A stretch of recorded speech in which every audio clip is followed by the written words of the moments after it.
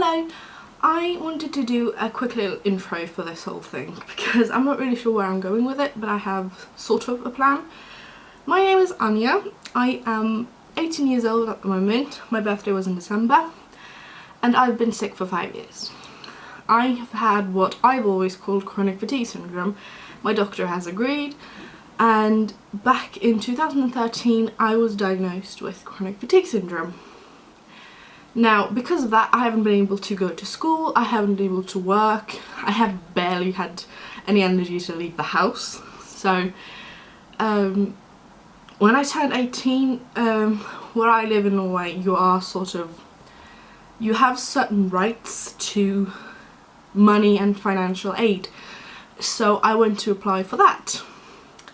Now, when I went there, I was told, okay, apply for this thing. I'm not really sure what it's in any other country, but I was told to apply for a certain sort of grant, I suppose, a certain type of welfare. And I was sent from one person to the next and to the next, and I applied. I sent in all of my forms.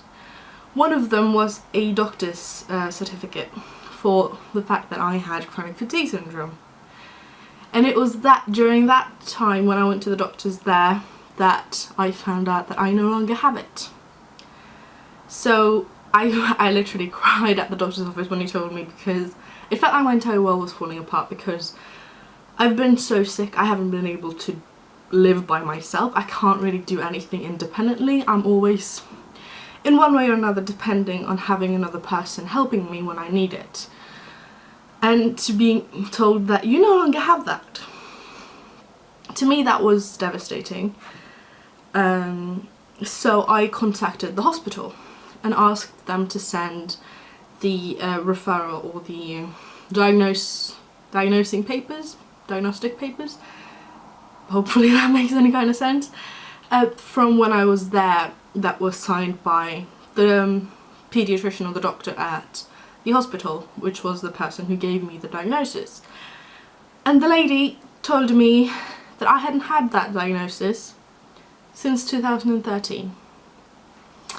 And I only found out 4 years later. And you can imagine the shock and surprise. Hopefully you can't hear that, but there's construction going on a little bit further down the road and I have to have the windows open because it's really warm. I was told that I no longer had the illness that I've always said I've had. And even my doctor has actually signed papers where it's been noted and said that I have chronic fatigue syndrome, or as we call it, ME, which is why this is titled ME Diary, because I want to make a series out of this, because, you know, I was applying for welfare, was told I no longer had the diagnosis, which of course made me unfit for that kind of welfare, and I was denied. I was told to apply for a different kind. I got that, but that is maybe a third of the same amount. I get about 2,000, a little over 2,000 every month to live on.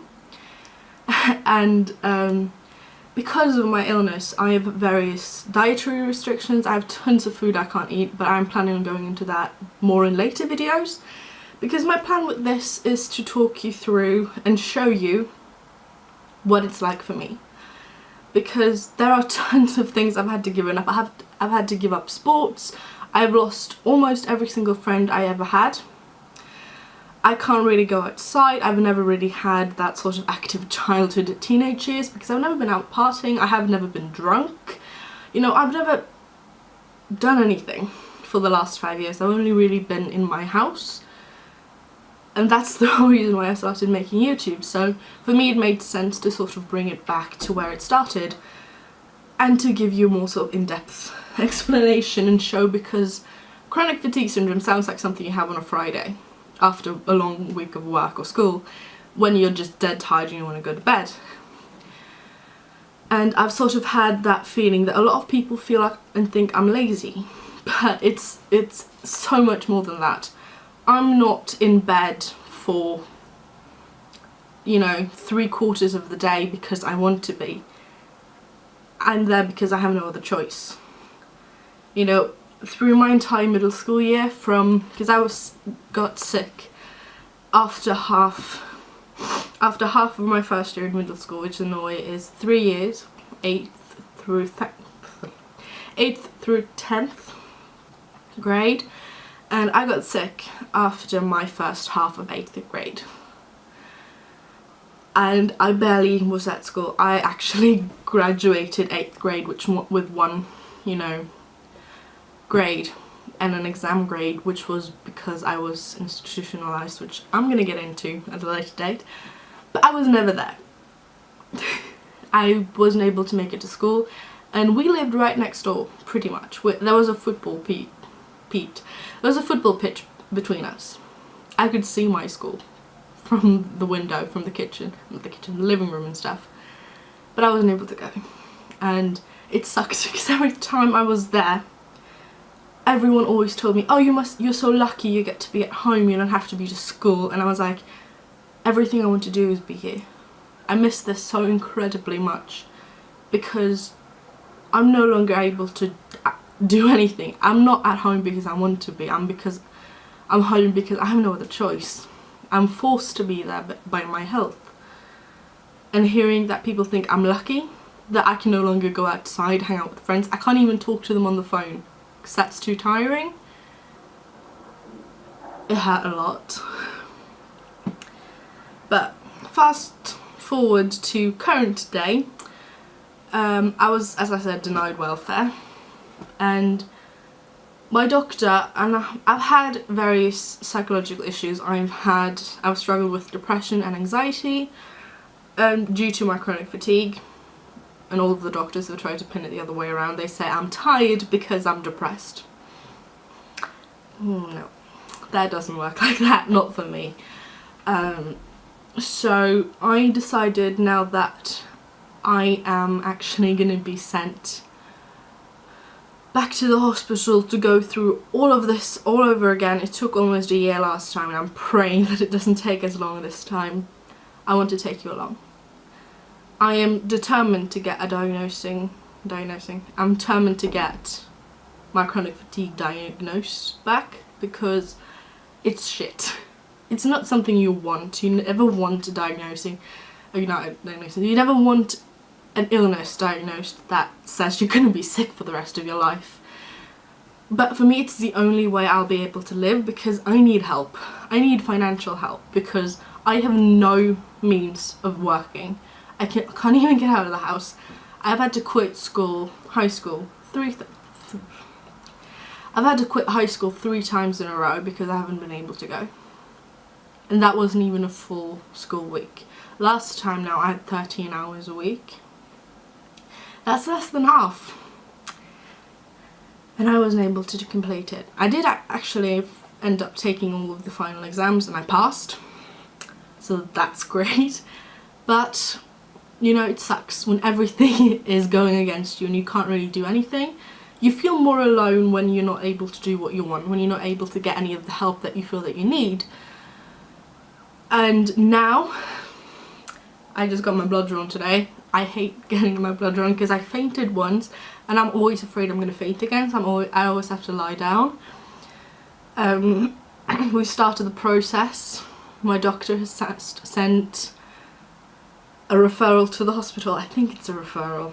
I'm not very good with diagnostics and hospital talk, but he sent a letter to the hospital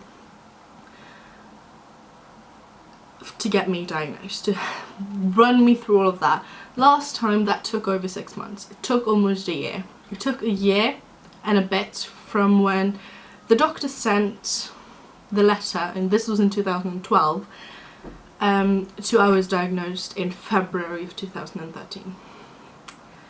It took over a year where no one wanted to listen to me. Everyone forced me to go to school, to go outside. They literally told me, don't listen to your body. Don't listen to it saying that you're tired, just do it anyway. And I wasn't just tired, I was exhausted to the point where I almost passed out multiple times. I've literally gone to school, been there for an entire day, gone home, barely made it in the door before I had to lie down. And I fell asleep instantly. I nearly passed out on my way home from school. You can't say that that's normal, because it's not. And when doctors and people of authority tell you to stop listening to what your body's telling you because it's lying, because you have no idea what it means, you lose a sense of trust between them. And I've had trust issues with authority figures and doctors and psychiatrists and all of that because of that, because of what I would say is a horrible experience from getting my diagnosing earlier. And I'm hoping that it's going to be different this time, because I don't want to be told again that I have no idea what's going on, that I have no say in what treatments they're going to put me through, and that I have no idea what my body is doing, because I have no fucking clue what my body's doing. I want them to find out. I want them to help me figure it out. I want them to help me find a way I can live my life where it doesn't feel like I'm trapped inside my house. And if that's going to take a year, then it's going to take a year. But I want answers. And it sucks that it's taken this long to get them. Because through the years I've only ended up with more and more questions. I've never really been given full answers. Even after my diagnosing 4 years ago, I was never given any help. I was just pushed on. I was institutionalized in a mental facility because of my anxiety, where they again pushed me to go to school, pushed me out of bed, pushed me to be social when all my body wanted to do was sleep. I've always felt that I've never been taken seriously. It's only within the last couple of years, when I'm actually grown up, when you're no longer 13, 14 years old, that I've actually felt like people have been listening to me. They haven't made fun of me. They've actually listened to me and, you know, done something with it. They've helped me in a way. Not in the way that I wanted originally, but I'm not going to deny that it's helped. And now that I am going through all of this again, I want to take you along, because I want to show that chronic fatigue syndrome is so much more than being lazy, so much more than just being in bed. I want to show the horrors with it, the days where I can barely stand on my feet, when my muscles are cramping and so sore that I can't even hold my phone. When I can't eat because I'm nauseous, when I can't actually turn the lights on, I have to sit in total darkness because my head feels like it's about to explode. I want to talk about my difficulties concentrating, the fact that I'm scared to leave the house to go out with my friends and with my family, because I don't want to have it come where my body just goes, nope, we're tired, we want to lie down, and then just shuts down on me. I don't want to fall down in public. That's been the one thing I've been the most afraid of. That's what I've been the most afraid of for 5 years. And I want to show people that I'm not lazy. Yeah, I can do stuff, I can go out, I can have fun, but not in the way that they can. I have tons of restrictions, not because I put them upon myself, but because my health doesn't allow me to be a normal person anymore. And I want to showcase that. I want to show how horrendously shit being sick is. I want to make people understand that it drove me to depression and almost made me suicidal at a point. Probably multiple points, let's be honest here. Because I do beauty stuff on this channel mostly, but that's not always me. I have all of my makeup over there. Ignore the mess that's over there. I can't clean because I'm too tired. I want to show all of the different choices I have to make through a day. Do I want to watch TV with the family? Do I want to film a video? Or do I want to make myself food?